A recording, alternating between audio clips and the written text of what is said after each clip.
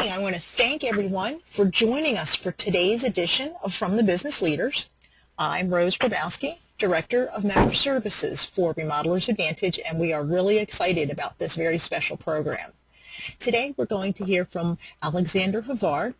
He's the best-selling author of two outstanding books, Virtuous Leadership, An Agenda for Personal Experience, and Created for Greatness, The Power of Magnanimity. Alexandre believes that leadership is about achieving greatness by bringing out the greatness in others. And he considers leadership to be about magnanimity and humility, that leadership is a moral exercise, a way of being. Today, Alexandre will share his thoughts on leadership as he gives us a preview of the dynamic keynote that will be presented at this year's Business Summit. Another special feature of today's program, Bob Gallagher, a member of the Mentor 3 Roundtables Group and the president of Sun Design Remodeling, an award-winning firm in Burke, Virginia, will conduct the interview today. So just a bit of housekeeping. I'm going to place everyone in listen-only mode.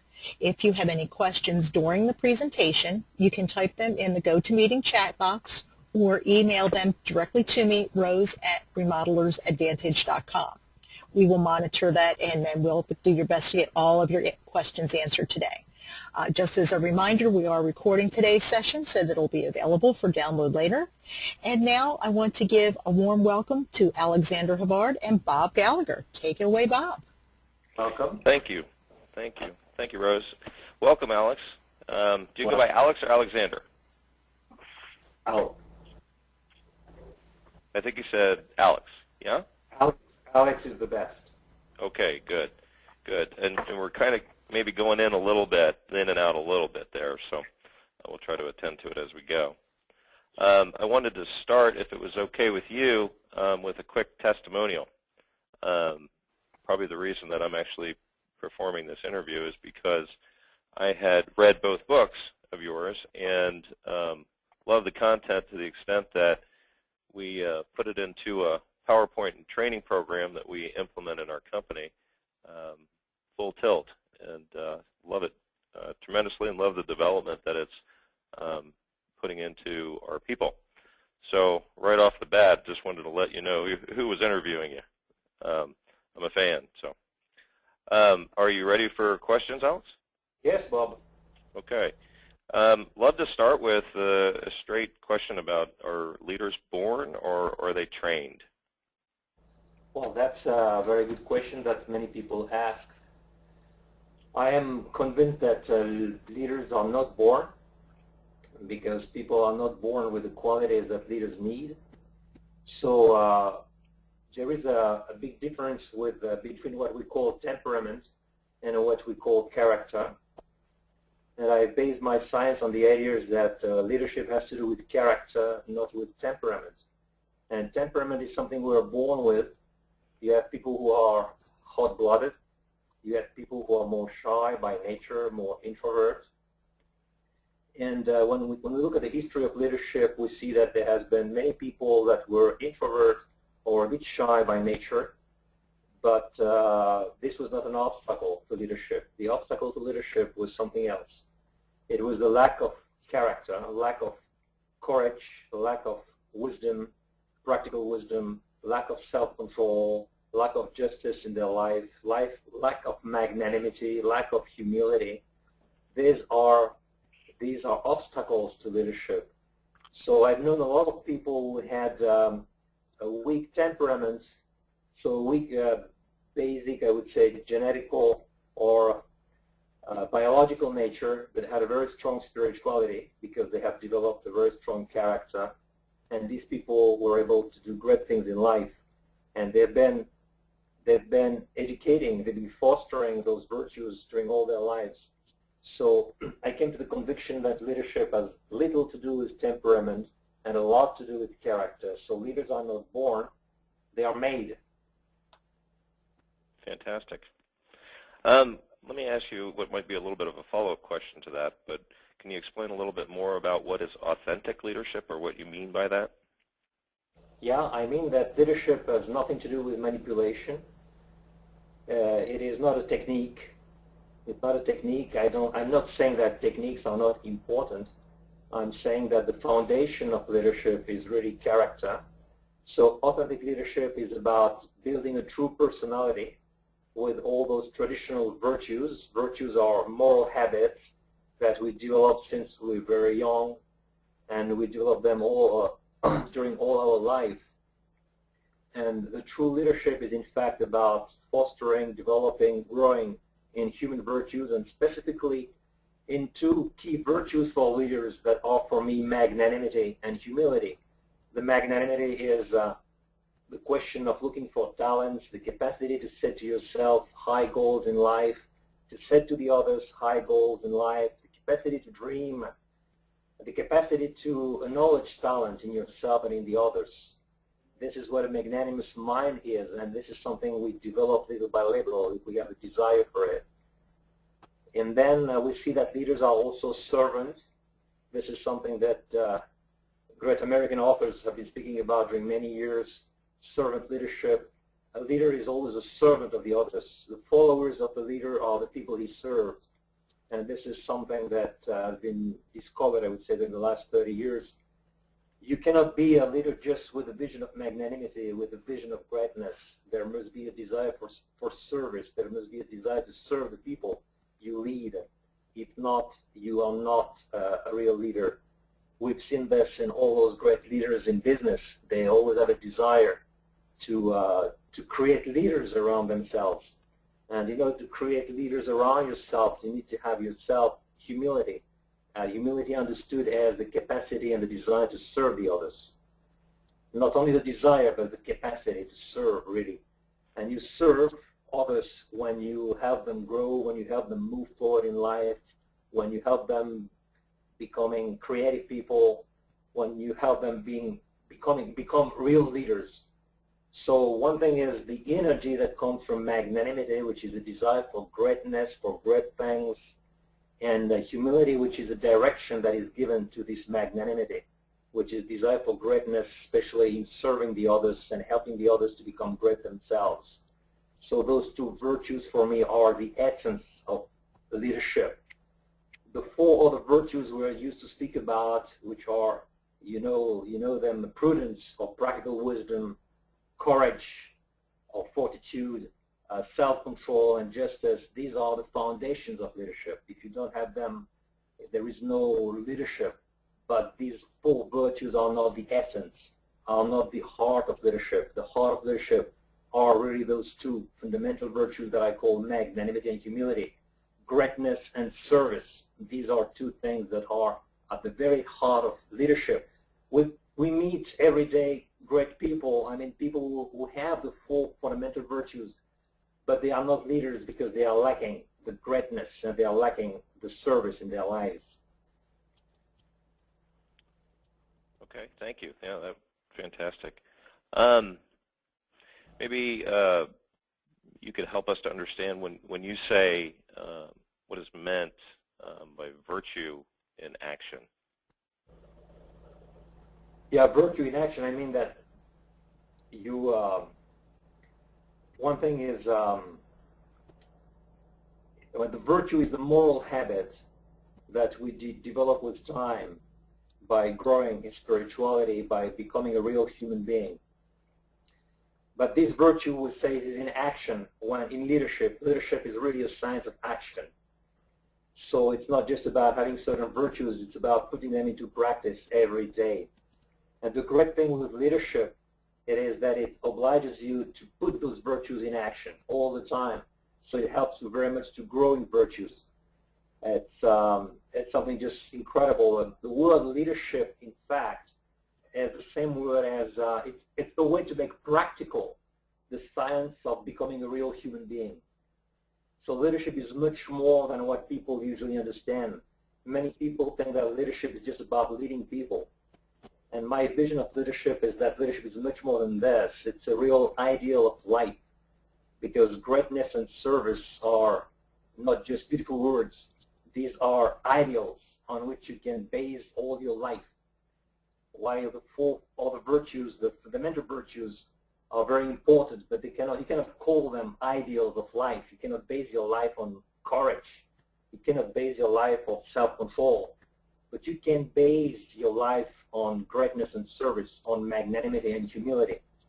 So in this sense, we see that the heart of leadership brings you to action all the time, action that it means realization, self-realization, and achievement of what a human being is. Great. Do you think everybody is capable of acquiring and growing in virtue? I think that everybody has the capacity for this because each and every human being is a spiritual being, and virtues are spiritual capabilities of the will, of the mind, and of the heart. Those three things go together, and I think that everybody has a will, a heart, and a mind. So everybody can develop virtues. Everybody can become really a leader if he wants it. It's a question of willing and a question of practice. But I don't know people who can tell me I think it's just impossible. It's a question of having a desire for growth or not. And in the end of my book, Virtuous Leadership, I just say that for me, a leader is the person that is always trying to develop, to move forward in life, to acquire those virtues, to multiply his talents. And whatever the degree of development he has achieved, he has leadership in his life because he is thinking about those things and because he is trying to improve. And the outsiders are those people who never think about that, but think about techniques, about manipulation, people who buy books on psychology but never buy books on anthropology or philosophy. These are, for me, the outsiders.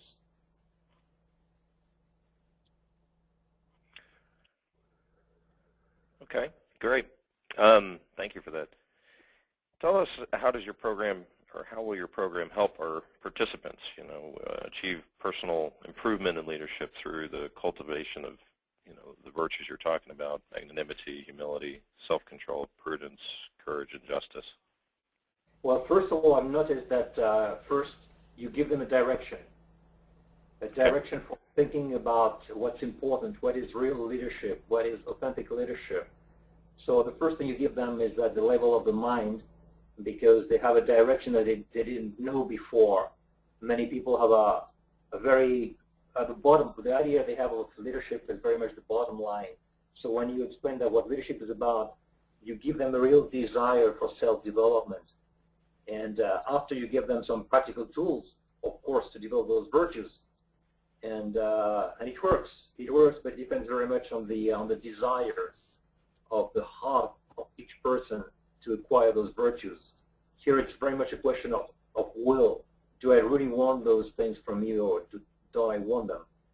So you give them first a direction, and then you explain them how do you practice the virtues. And here this is a very old science. The science of practicing virtue is a science that was developed by Aristotle, Plato, and many people. It's a question of practice. So you have to give people directions to practice the virtues, and then it works if they want it. So my experience has been that many people, by discovering the greatness and the beauty of that, have a desire for developing them, and they work on that. In the end of my book, Created for Greatness, which is the second book I have written, I have put something very concrete in the end of the book. These are about 20 pages of very precise questions on each virtue. So it helps people make self-examination and understand where they stand in the process of acquiring each virtue. So this is very important. I give them time and I tell them, well, every month take one virtue and meditate upon those 15 questions I put on each virtue, and you will see that you will make great step forward in your life.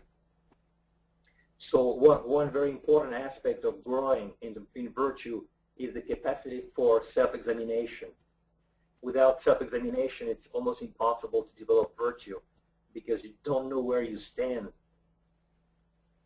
So these questions, I put them as a real direction that help them investigate a little bit about their lives, what they really do, and how much they dare, for instance, how much they stick to the course when they've taken made a decision, how much they are ready to risk making decisions, how much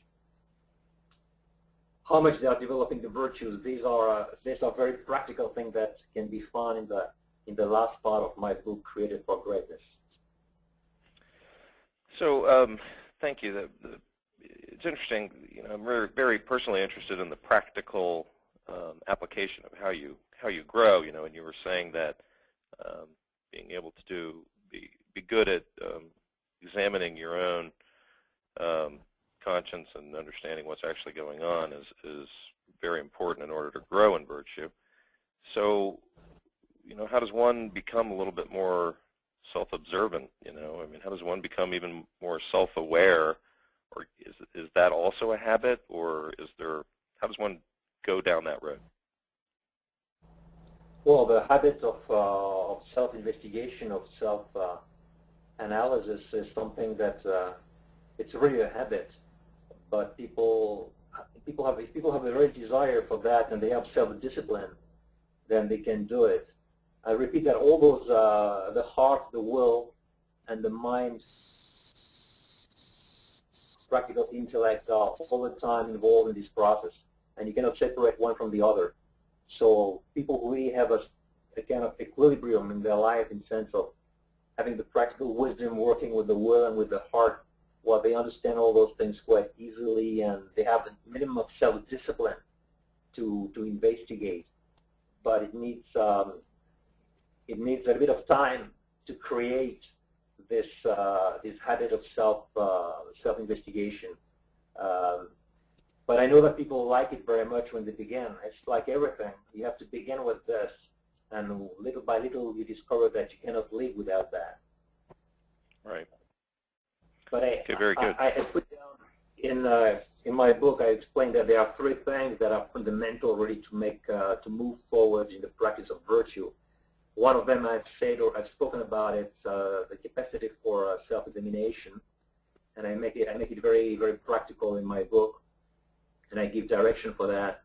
And the second is the capacity is self-discipline, the desire, the capacity to live a plan of life. I mean, to have certain rules for the day, to know what we have to do every day, and to know how do we have to spend our time, what are the things that we have to do every day. Because a virtue is something that grows little by little on the foundation of this self-discipline. So people need to have a direction to know what are the things that I need to do every day in order to grow in virtue and practice this self-discipline. Very good. And the third thing I speak a lot about also is the practical thing is the capacity for the desire for coaching, the desire to speak about your own life to someone else who is doing the same thing as you, who is practicing the virtue, can understand you very well, who loves you, and who can help you, because people need to share a little bit about how they're growing, what they're doing. They need to be able to find mentors, directors, people who can help them grow forward. Absolutely, sure. So if you have those three things, things go well. I mean, the self-examination, the plan of life that has to be practiced every day, and the coaching aspect of it are things that cannot be separated from one another. Okay. Very good. I had a question about the second book, Created for Greatness, The Power of Magnanimity. You might have touched on this a little bit already, but I'm curious if there are other areas. What is the goal? What was the goal of the second book? What are you trying to or hoping to bring forward or to highlight? Well, the goal of what I'm trying to highlight is with magnanimity. Okay. Well, I'm saying that there are very few magnanimous people on earth. There is a crisis of magnanimity. There is also a crisis of humility, that's obvious. Mm-hmm. You have a lot of people who are egocentric. Egotism has become a rule.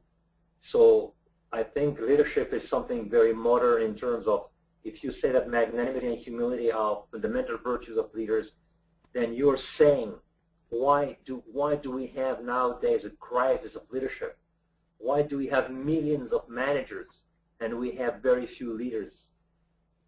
The reason is just there. It's our society, which is a mixture of individualism and socialism, does not help people become magnanimous and humble, because people are very much self-centered, and they have no desire, many people have no desire for greatness, they have desire for other values.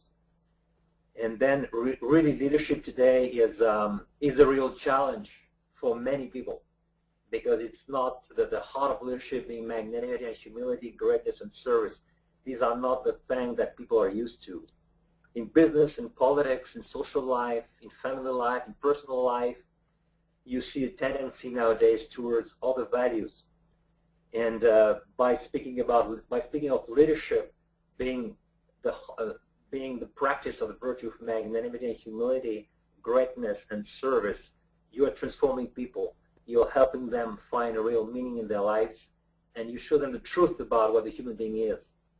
Because the thing it is that normal people want greatness and want service. It is not natural not to want greatness and not to want service. So through virtuous leadership, I'm trying to say, people, become who you are. Stop being what people want you to become. Become who you are. You really want it. You want greatness and you want to serve. Your heart wants this. So you are, first of all, speaking the truth about the human being. Virtuous leadership is an anthropology. It restitutes. It's a restoration of, in fact, of the human being. We are recomposing the human being through leadership. People like to hear about leadership, so let's use the word leadership to help them rediscover who they are and what are the deepest tendencies and desires of their hearts. So my next question, Alex, was going to be, what can our industry folks hope and expect to walk away from this program that you're going to be providing us this fall at the Business Summit? And I think from your last comments that we all will have a good time and really get a lot out of what you're going to bring us. But would you like to comment on that? Yeah, you have a good time, because I will tell you many examples of people I've known, I met in the business community, people who are famous, and I would describe the mind, the heart, the will of these people from within. And people will have a good time by seeing the beauty of the human spirit. Through leadership, through virtuous leadership, you explain people how beautiful it is to be a human being. And people are very attracted. I mean, you know, Plato was used to say that magnanimity is the most aesthetic of all the virtues. And I promise you that when I speak to my students and people who attend the seminars on what is the true meaning of magnanimity, where does this come from? How do we have interpreted this word? Why don't we use it so much nowadays? People are amazed. They are amazed about what it really means to be a human being, a real human being that has achieved self-achievement. That's why I think it's the most interesting part of all that. It is to discover who we are. It's excellent. I have one more question for you before maybe we go to Rose with some questions from the group. But you had mentioned that there is a crisis of magnanimity, and you know, I was wondering, for the people who are listening and for the people who are going to hear you in the fall at the Business Summit, you know, what is an example of a person who would you consider to be magnanimous, that we can understand better? A few years ago, I met a very important man who is François Michelin. I think all of you have heard about the company Michelin. They are the #1 in the tire industry in the world. And when I met him for the first time in Center France about 4 or 5 years ago, well, I asked him to tell me the story of the company, how they done to become the #1 in the tire industry in the world. And he told me, Alex, I will tell you the story of my grandfather, who was Edouard Michelin. And the story is very nice. It's a very simple story that shows us, in fact, what really magnanimity and humility are about in leadership. Then one day, a guy came to the company and knocked at the door. He said, "My name is Marius Minior. I would like to work for you." Then the chief of staff asked him, "Do you have a degree, Mr. Minior?" And he answered, "No, I have no degree. I left school when I was 15. But I've been working in the printing industry of a company in France for a few years, and I know about printing material." And the chief of staff then sent him to the printing department of the company Michelin. And then when Edouard Michelin heard about this, he took the phone and he called the chief of staff and he told him, "Are you crazy? You sent a man to the printing department for a company, a man that really we don't know and who himself doesn't know who he is, to a place where there is nothing much interesting to do. We're not going to get to know him in that place. Remember one thing always, you have to break the stone in order to discover the diamond that is hidden inside. Break the guy. Send him to the commercial department." So they sent that guy, Marius Minior, to the commercial department of the company, a place where he had to sell and to buy material for the tires on the international market. And one day, Francois Michelin noticed on the table of that man a very interesting object that this man has created. Something that helped him to convert the currency very quickly because he was buying and selling on the international market. And when Edouard Michelin saw that object on the table of that man, he said, "This guy is a genius. He has nothing to do here. Send him to the research department of the company." So this man was sent to the research department of the company. And it happens that he was working there with people of very, very high intellectual level, people from the best French schools.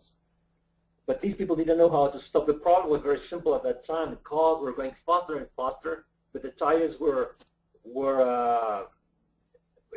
getting hotter and hotter every day, and they didn't know how to stop the process of heating of tires at high speed. And this was very dangerous for the client. And they were years investigating this process, and I didn't understand how to stop that. And at the end of the day, the guy who discovered the famous tire that we call the radial tire was Marius Minior. After a few years working there, without mathematics, without physics, just because of his passion for the tire and his great talent and his genius, he discovered the very famous radial tire that changed the whole industry of tires all over the world.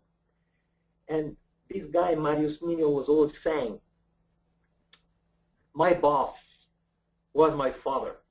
My boss was my coach. I am a nobody. I am a genius, but nobody told me that I was a genius. My mother, my father never told me this. I understand I am a genius because there was a man called Edouard Michelin who was the boss for a company, who was a real leader. He is the one who created me.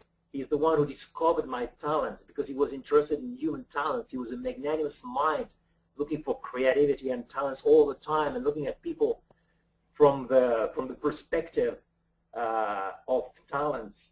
And I owe him everything because he discovered my talent. He helped me be aware of my talent. He gave me the capacity to multiply this talent. He gave me the capacity to put this talent at the service of the community, of the country, of the whole world. Because of him, I am somebody. Because of him, I've found a meaning in my life. I have found everything, and I have become what I am." You have here what we call a pure, beautiful example of what leadership is about. This mixture of magnanimity and humility, this mixture of greatness and service. And I think this is the French example, but you can find a lot of examples in the American history. The nice example of the former CEO of Kimberly-Clark, Darwin Smith, was very similar. He was very different by temperament, but by character was very similar. There's this man who changed totally the corporate culture of Kimberly-Clark in the 1970s because he had vision. He was very magnanimous. He wanted to serve his people. He didn't want his people to become functionaries. He wanted them to become creative, So it took an enormous risk, which was to sell off 100 years of corporate history, to sell all the coated paper industry, and to invest that money in the consumer paper industry, and to transform people and transform the company and make it a great thing. Because he had a dream of making people great. So he had a dream of magnanimity, and he had a dream of service. And he's been serving these people very well. He's been serving them very well. He has created a lot of leaders in his own company. This was true leadership. So here you see you have two different people, two different places, different times, but they've been practicing the same virtues, magnanimity and humility at the same time. And that's why I think these are great leaders. These are models of what we can call virtuous leadership in business. Great examples and great stories, Alex. Thank you very much. Absolutely great information, and I am even more excited for this fall's business summit than I was before our conversation. So I appreciate it very much. Thank you, Bob. You bet. Rose, do you have follow-up questions that came in? No, I don't. Is there anything that Alex might be able to answer for anyone in our audience? This is some pretty heavy heavy stuff, and I'm sitting here thinking, okay, how would I go about trying to bring some of these things into my life? And I'm also wondering, Bob, what are you doing? You mentioned that you're bringing these ideals into your company, and how are you doing that? Well, actually, after listening more to Alex, I'm thinking I'm only scratching the surface, but we're moving in that direction. We have put everything that I have gleaned out of Alex's work so far and put it into a practical education. And we have people here who are PhDs, all the way to people who have not, had any education, perhaps not even out of high school, that kind of thing. And so, it's amazing how it speaks to their excitement, how it speaks to their heart, how they want to come forward and become leaders. And then somewhere in them, I think they all know that it's within them. It's within them. They have the capacity. It's not about position. It's not about,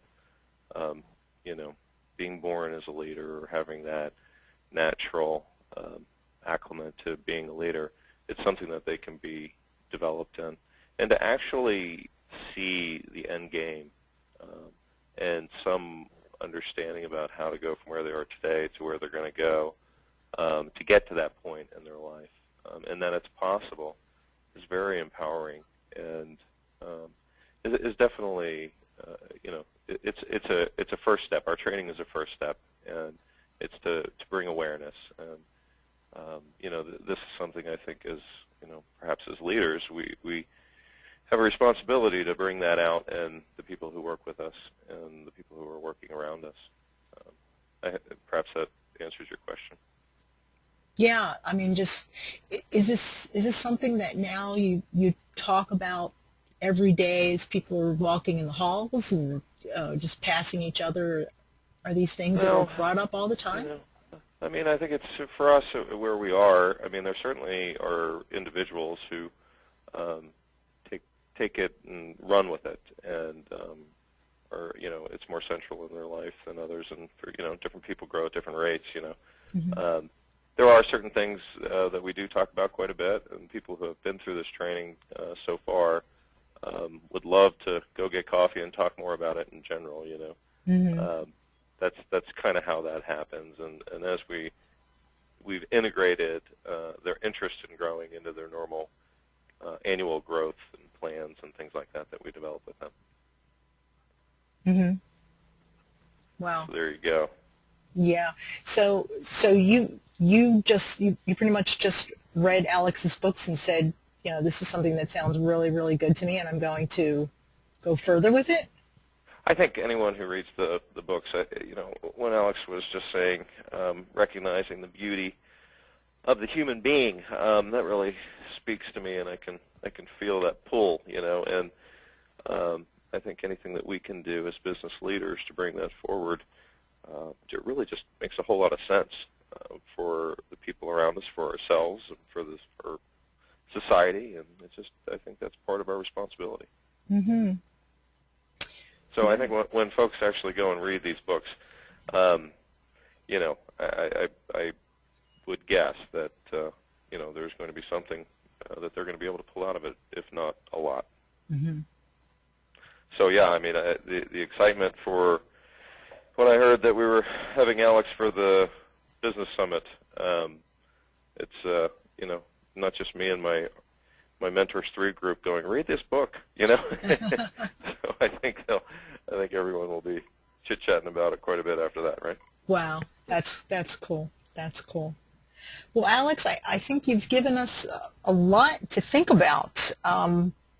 Just those three fundamentals that you talked about, self-examination, self-discipline, and that need to share. I think especially the self-examination and self-discipline, I think is something that we all kind of maybe leave for last in the day, and then we're too tired to do it. So it's a pretty deep idea that this is something that we need to move up further on our task, on our list of priorities, I think. Yeah, I'm convinced people will be very happy with that. Yeah. I've been teaching in many places. I go twice a year to the United States now during the last 4 years. I've seen great people there and just love it. It's a big discovery for them. I teach a lot also in Moscow.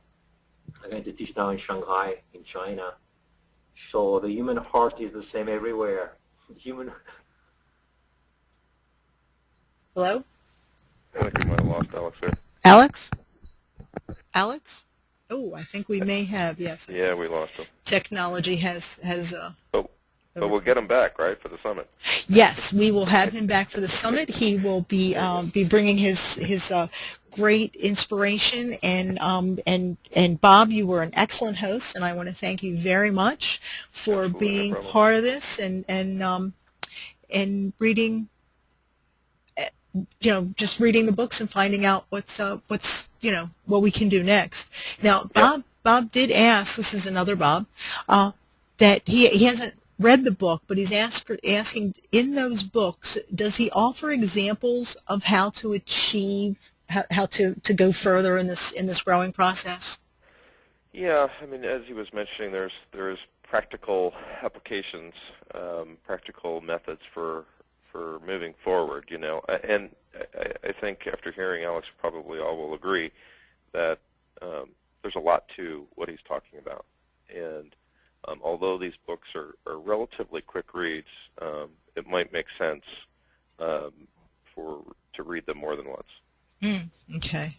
Because there's the practical pieces are in there, but there's just a lot coming at you, and it's amazing. It's a wealth of just really neat information.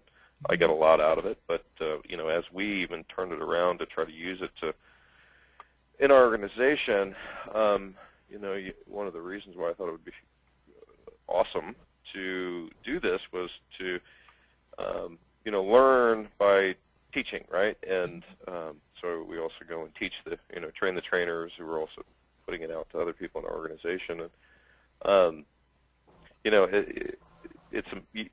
I had realized that I needed to go back many times and go through it and try to really understand it. And that may be more about my lack of mental capacity than Alex's good writing, but it's there, and but you might need to go through it more than once. Well, I've found that with many books that have lots of great stuff in there. You read it and you go, wow, and you pick, just like at the roundtables meetings, you pick a couple of things and you go work on them, and then you go back and revisit. So it's yeah. These are probably books to keep on your shelf for sure. Great. Well, I want Rose. to thank you, Bob. I want to thank everyone for attending. I am going to put this recording on the member section of the website, and I'll send you out a link to it.